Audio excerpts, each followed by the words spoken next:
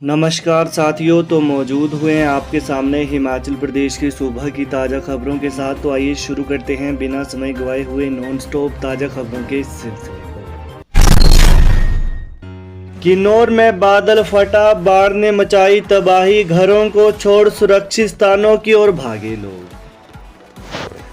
जनजातीय जिला किन्नौर के पूह खड्ड के शलखर पंचायत में पिछले कल शाम बादल फटने के बाद 8 नालों में बाढ़ आ गई। इससे पंचायत में अफरा तफरी मच गई है। बाढ़ के कारण कई वाहन मलबे में दब गए तो वहीं घरों में मलबा और पानी भर गया है। आवाजाही के रास्ते बंद होने की वजह से क्षेत्र के लोग सुरक्षित स्थान पर पहुंचने में भी असमर्थ हैं। इसको देखते हुए ग्रामीणों ने आपदा प्रबंधन, जिला प्रशासन और प्रदेश सरकार से बचाव कार्य शुरू करने की गुहार लगाई है। हिमाचल, कश्मीर और उत्तराखंड के बागवानों ने बनाया साझा मोर्चा।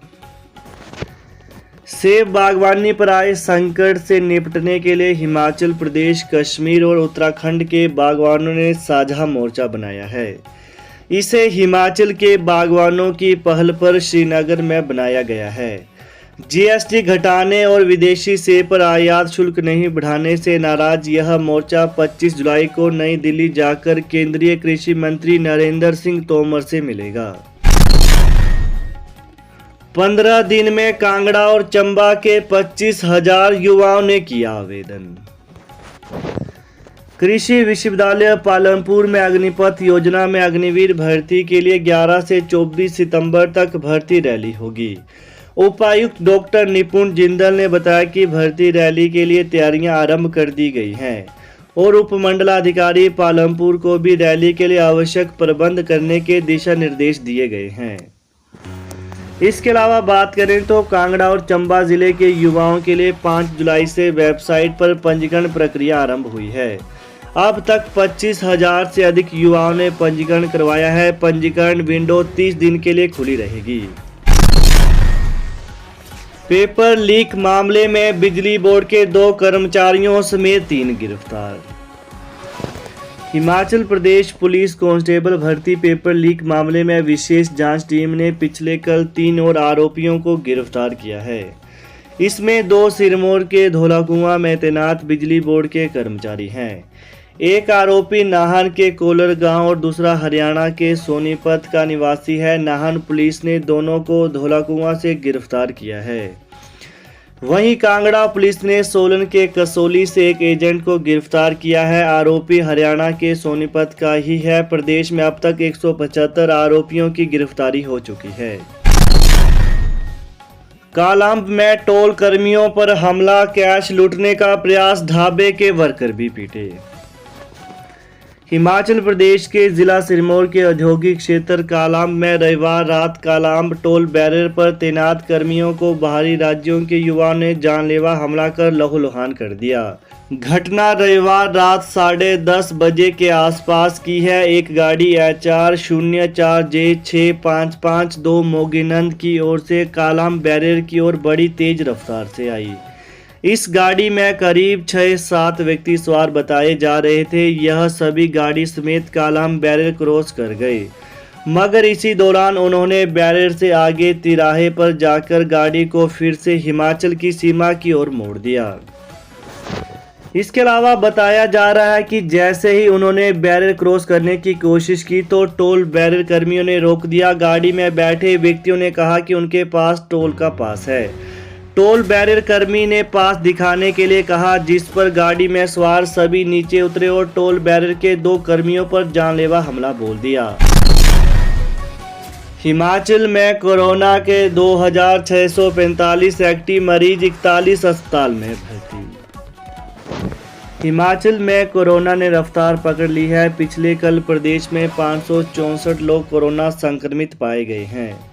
इससे प्रदेश में एक्टिव मरीजों का आंकड़ा 2,645 पहुंच गया है। प्रदेश में 41 कोरोना मरीज अस्पतालों में भर्ती हो गए हैं। यह सभी डॉक्टरों की निगरानी में है। लगातार कोरोना के मामलों में इजाफा होने पर स्वास्थ्य विभाग ने एडवाइजरी जारी की है। लोगों से इस महामारी के प्रति लापरवाही न बरतने की अपील की गई है। राशन डिपों में शहद, ग्लूकोज के साथ हींग और दंत मंजन भी मिलेगा। हिमाचल प्रदेश के राशन डिपों में अब शहद, ग्लूकोज से लेकर दंत मंजन और डाबर तेल सहित अन्य रोजमर्रा वस्तुएं उपलब्ध रहेंगी। खाद्य आपूर्ति निगम ने डाबर और टाटा कंपनी के अधिकारियों को रजिस्ट्रेशन के लिए पत्र जारी किया है। दोनों कंपनियों से सिक्योरिटी जमा करने की बात कही गई है। 1 सप्ताह में इन्हें हिमाचल में रोजमर्रा की वस्तुएं उपलब्ध करवाने को कहा है। वहीं राशन कार्ड उपभोक्ताओं को यह सामान MRP से 10% कम रेट पर उपलब्ध होगा, यानी 100 रुपये की वस्तु 90 रुपये में उपलब्ध होगी। टाटा और डाबर कंपनी को सामान की लिस्ट भी जारी की गई है। सरकारी कर्मचारियों के तबादलों से रोक हटाने के लिए पहले ही दिन 3,500 आवेदन। हिमाचल प्रदेश में 10 दिनों के लिए सरकारी अधिकारियों और कर्मचारियों के तबादलों पर लगी रोक हटते ही आवेदनों की भरमार हो गई है। पिछले कल पहले ही दिन विभिन्न विभागों में करीब 3,500 आवेदन आए हैं।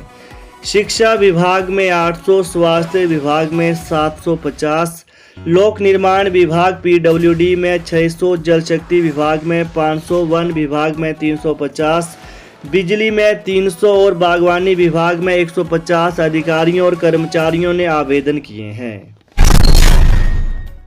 कंडक्टर आंदोलन को तैयार, HRTC कर्मचारी यूनियन के समर्थन में उतरी संयुक्त समन्वय समिति। HRTC कंडक्टर यूनियन के समर्थन में अब संयुक्त समन्वय समिति भी उतर आई है। संयुक्त समन्वय समिति ने मांग उठाई है कि सरकार जल्द से जल्द HRTC कंडक्टरों की वेतन विसंगति को दूर करें। HRTC कंडक्टर करीब 1 महीने से वेतन विसंगति दूर करने की मांग उठा रहे हैं। उन्होंने सरकार को अल्टीमेटम दिया है कि अगर सरकार 21 जुलाई तक उन्हें वार्ता के लिए नहीं बुलाती है तो फिर 22 जुलाई को HRTC कर्मचारियों की ओर से बड़ा कदम उठाया जाएगा। वहीं HRTC JCC ने भी स्पष्ट किया है कि अगर सरकार की ओर से HRTC कंडक्टर यूनियन को वार्ता के लिए नहीं बुलाया जाता है तो फिर HRTC के सभी कर्मचारी सड़कों पर उतर जाएंगे। 20 नहीं अब 27 जुलाई को होगी कैबिनेट मीटिंग, एजेंडा नहीं बन पाने के कारण टाली बैठक। बुधवार यानी कल सुबह 20 जुलाई को बुलाई गई कैबिनेट की बैठक टल गई है।